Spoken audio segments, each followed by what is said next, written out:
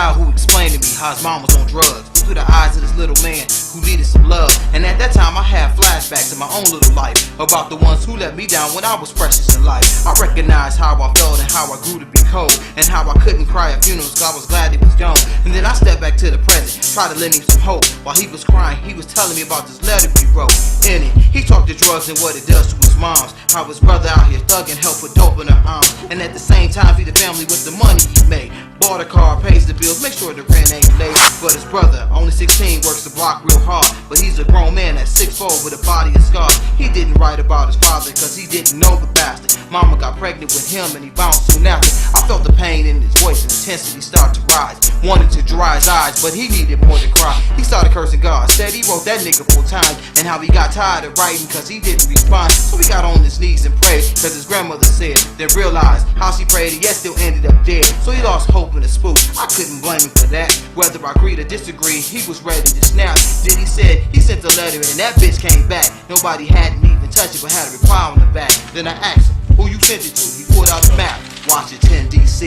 where the president be at. I wrote a letter real neat, sealed it in an envelope, put it in the mailbox. In the letter I wrote a hope, but the letter came back, hadn't even been touched, but the reply on the back was hope is dead, thank you much. I also wrote a letter real neat, put it in the envelope, put it in the mailbox. In the letter I wrote a hope, but that letter came back, hadn't even been touched, but the reply on the back was hope was dead, Yo, thank you much. it was Friday, December 13th, Michigan snowstorm. My favorite blanket and hot chocolate to keep me warm. Another long night that me and my mother struggled, until the heat kicked in, me and my mother snuggled. Just one of those moments that made our bond even closer. We sat there talking until it heat up like a toaster. But in these conversations, my mind would run wild. Imagine the thought process of an 8-year-old child. First question, can I get a job at my age? She said, why? So I can help you get this phone bill paid. See, she looked at me and smiled and said, son, don't worry, I'll have this all under control by February. I looked at her with confidence, I knew she wasn't lying. She was either gonna succeed or she was gonna die trying. She smiled within the struggle, but I could see the pain inside. No matter how she tried to save face and let it ride.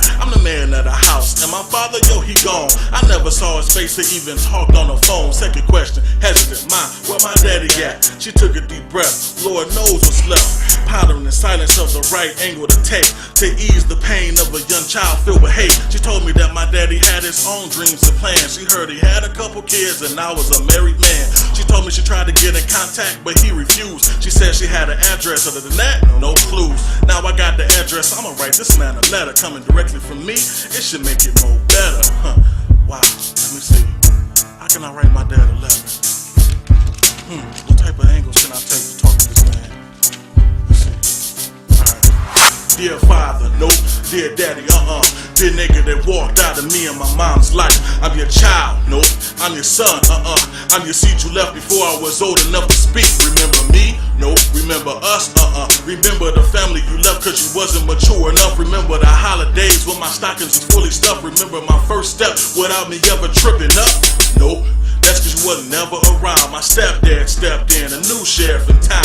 See, he took me to the park and I discovered the art that it ain't no more games when the park get dark. See, he taught me how to shake hands to make him understand. You ain't dealing with a boy, you dealing with a man. But enough about him, let's get back on you. And why you left me and my mom's out in the cold and blue?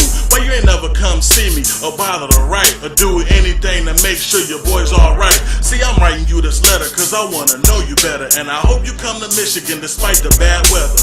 There, the letter's done, signed, sealed, and stamped. Wait by the mailbox every day, straight amp. It came back unopened, on the outside it read, son, this is your father, but consider me dead. Damn.